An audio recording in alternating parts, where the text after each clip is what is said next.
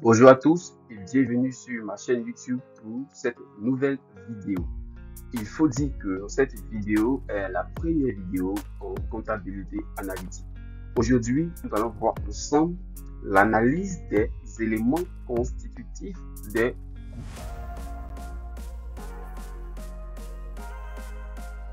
Alors, la comptabilité analytique est conçue pour analyser les résultats et faire apparaître leurs éléments constitutifs. Donc, suffisant, elle permet des contrôles de rendement et de rentabilité. Donc, elle permet de fournir également un grand nombre d'éléments pour la gestion de l'entreprise. Donc, pour compléter la comptabilité générale en lui donnant des bases d'évolution de certains éléments d'actifs, c'est-à-dire les stocks, les produits finis, les immobilisations créées par l'entreprise. Et enfin, il fournit des bases pour établir des prévisions de charges et produits et en assurer le contrôle. Donc, les charges de la comptabilité analytique sont des charges qui sont utilisées pour calculer les coûts de l'entreprise comme les coûts d'achat, de production, de distribution et de revient. Donc, les informations fournies par la comptabilité générale sont essentielles pour la comptabilité analytique dans la détermination des charges. Donc, la comptabilité analytique ne prend pas les données de la comptabilité générale telles qu'elles sont, car celles-ci se doivent de respecter des considérations fiscales et juridiques, tandis que celle de la comptabilité analytique se penche plus sur une approche économique. Donc, les charges de la comptabilité analytique sont directement puisées dans la comptabilité générale, mais celles-ci subsistent des transformations, c'est-à-dire celles-ci subissent, des transformations avant d'être imprégnées au coût. Donc, pour la comptabilité analytique, il est indispensable de retraiter les charges saisies en comptabilité générale afin de les adapter aux besoins de la comptabilité analytique pour réaliser ses objectifs. Donc, il faut donc déterminer parmi les charges de la comptabilité générale, celles qui sont incorporées dans la comptabilité de section. Donc, pour le calcul des charges de la comptabilité analytique, on aura les charges de la comptabilité générale, moins les charges non incorporables, plus les charges supplétives, plus ou moins la différence d'incorporation. Alors, donc, pour les charges non incorporables, nous pouvons dire que ce sont des charges qui ont été régulièrement comptabilisées en classe 6, suivant les critères de la comptabilité générale, mais qui ne reflètent pas les conditions normales d'une exploitation de l'entreprise. Donc, on peut voir par exemple les charges non courantes, les charges exceptionnelles, les charges sur l'exercice antérieur, l'impôt sur les résultats, les dotations aux amortissements de l'immobilisation en non-valeur et certaines dotations aux provisions pour dépréciation, les amendes fiscales ou pénales, ou les dons, les amortissements des frais d'établissement. Nous avons également la participation des salariés aux résultats. Donc, nous avons également, pour la détermination des charges de la comptabilité analytique, les charges supplétives. Les charges supplétives, ce sont des charges qui n'existent pas dans la classe 6 et dans la classe 8 de la comptabilité générale. C'est-à-dire, elles ont été créées pour des besoins de la comptabilité analytique et pour des raisons qui donnent lieu au fonctionnement. Donc, on en distingue essentiellement deux, c'est-à-dire la rémunération de l'exploitant travaillant pour l'entreprise et la rémunération des capitaux propres. Et il faut dire que pour déterminer cette rémunération, il faut prendre, par exemple, la rémunération des capitaux propres, c'est-à-dire qu'il faut prendre les capitaux propres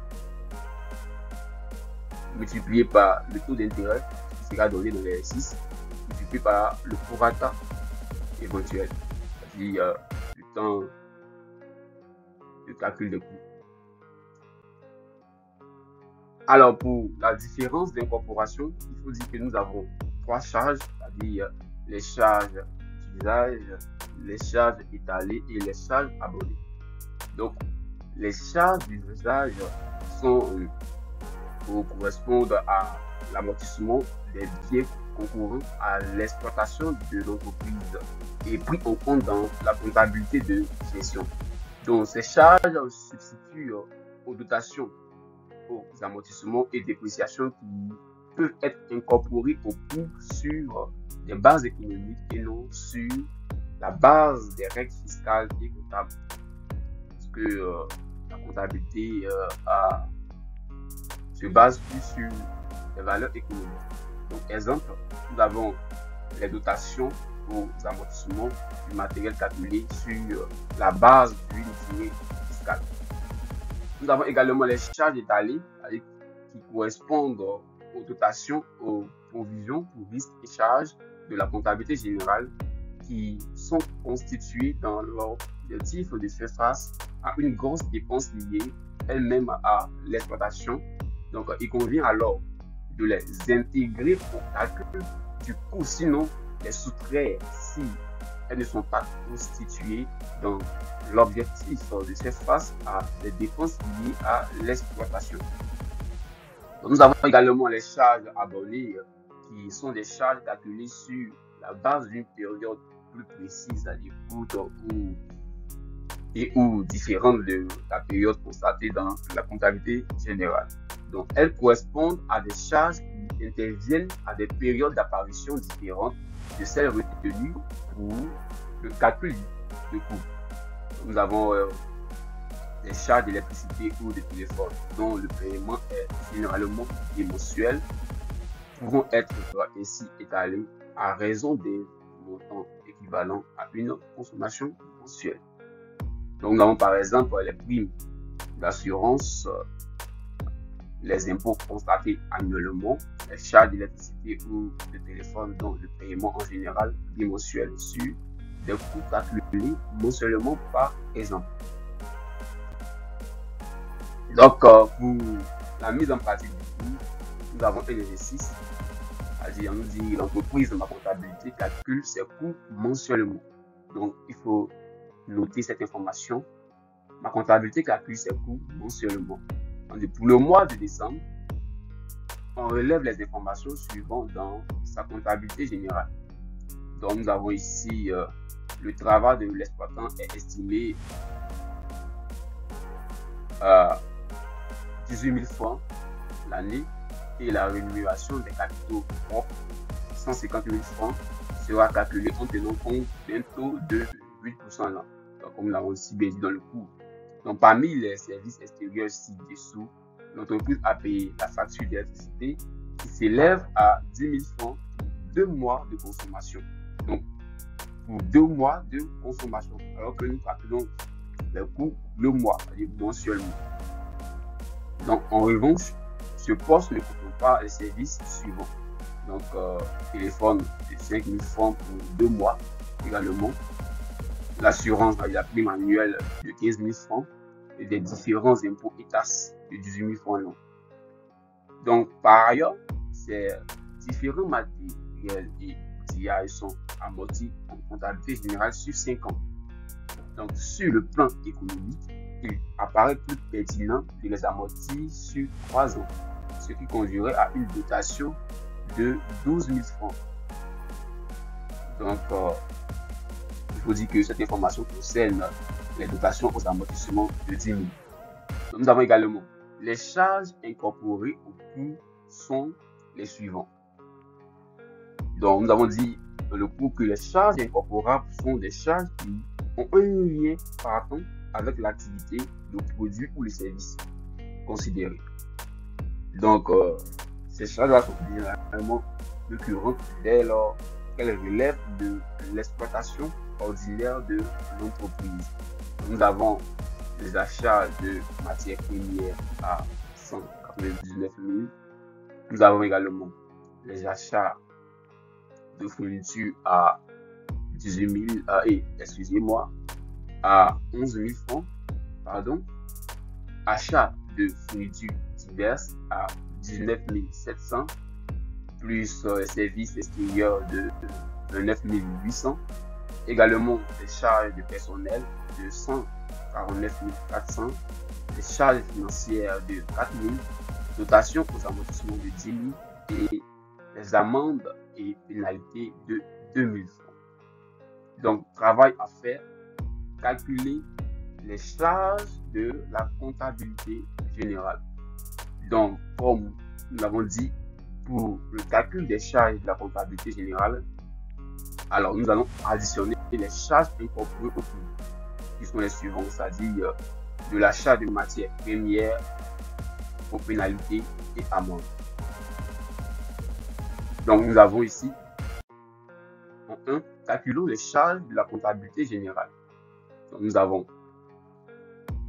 achat des matières premières qui est de 199 000, plus les achats de fournitures à 11 000, plus les achats de fournitures diverses à 19 700, plus les services extérieurs de 29 800, plus les charges de personnel de 139 400, plus également les charges financières de 4 000, les dotations aux amortissements de 10 000, les amendes et pénalités de 2 000. Donc, pour le calcul des charges de la comptabilité générale, nous trouvons 414 900. Alors, on revient à l'exercice. En 2, on nous demande de calculer les charges de la comptabilité analytique en faisant ressortir les charges supplétives, les charges non incorporables, les charges d'usage, les charges étalées, les charges abonnées s'il en existe. Donc, ensemble, nous allons déterminer s'il en existe. Pour les charges supplétives, nous avons dit qu'il y en a 2, c'est-à-dire le travail de l'exploitant et la rémunération des capitaux propres. Donc, pour le calcul des charges supplétives, nous avons, c'est-à-dire le travail de l'exploitant, la rémunération de l'exploitant, avec les 18 000 l'an, nous allons le mettre en mois, c'est-à-dire 18 000 divisé par 12, nous avons 12 mois dans l'année. Donc, plus les 150 000 qui seront calculés de cette manière. Donc, 150 000 multiplié par 8% sur 12. Donc, on a pour les charges supplétives le travail comme on s'est bien dit. Donc, on aura 18 000 divisé par 12 plus les 150 000 multiplié par 8 multiplié par 1 sur 1200 ou 150 000 multiplié par 8% sur 12. Donc, nous trouvons 1500 plus 1000 qui nous donne ici pour les charges supplétives 2500. En 2, calculons les charges non incorporables. Alors, il faut dire que les charges non incorporables sont des charges qui n'ont pas un lien avec l'activité, c'est-à-dire des charges qui existent en comptabilité générale, mais qui sont récusées pour la formation des différents coûts et coûts de revient de la comptabilité analytique. Donc, il s'agit ici des charges qui ne correspondent pas aux conditions normales de fonctionnement et de réalisation de l'objet de l'entreprise. Donc, pour cela, nous avons les amendes, nous n'avons que les amendes et pénalités de 2000. Ce qui nous donne ici, pour les charges non incorporables, 1150. Alors, ensemble, nous allons déterminer les charges d'usage. Donc, pour les charges d'usage, nous allons utiliser cette information, c'est-à-dire par ailleurs, ces différents matériels et outillages sont amortis en comptabilité générale sur 5 ans, c'est-à-dire sur le plan économique. Donc, il apparaît plus pertinent de les amortir sur 3 ans, ce qui conduirait à une dotation de 12 000 francs. Donc, on aura à retrancher, c'est-à-dire la dotation qui se trouve dans les charges de la comptabilité générale. Donc, on aura 12 000, c'est-à-dire les 12 000 sur 3 ans, moins les 10 000 qui étaient enregistrés sur 5 ans.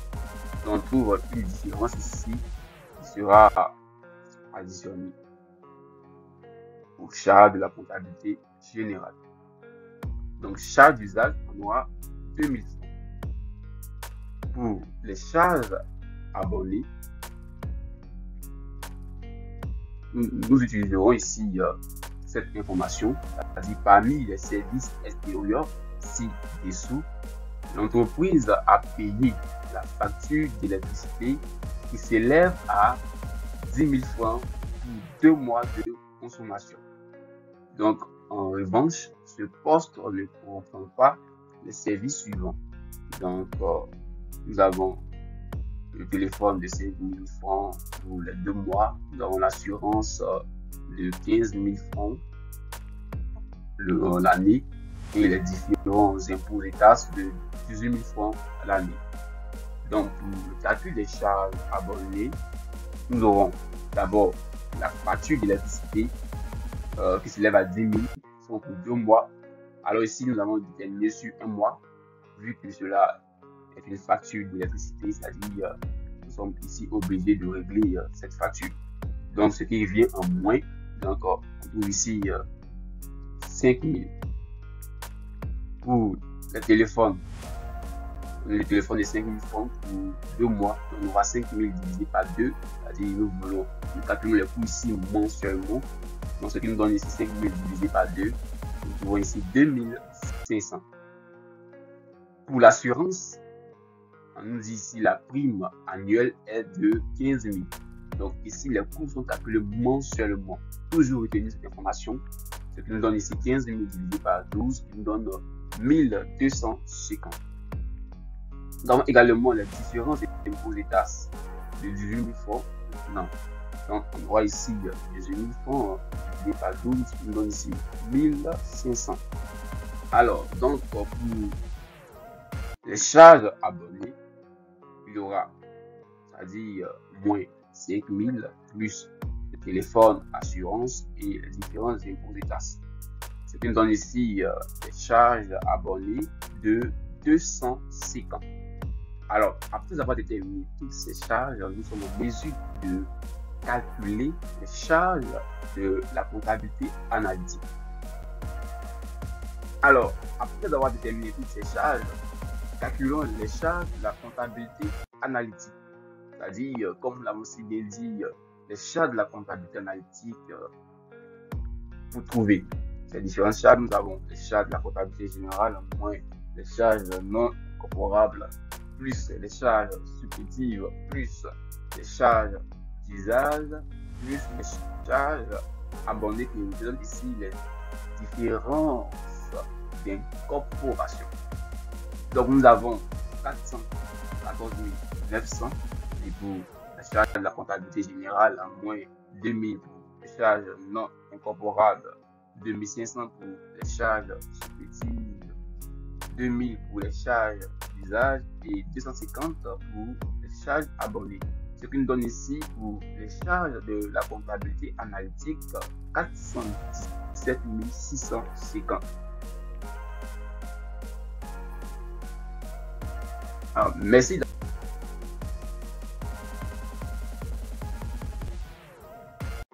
Merci d'avoir regardé cette vidéo. Nous sommes attentifs aux critiques.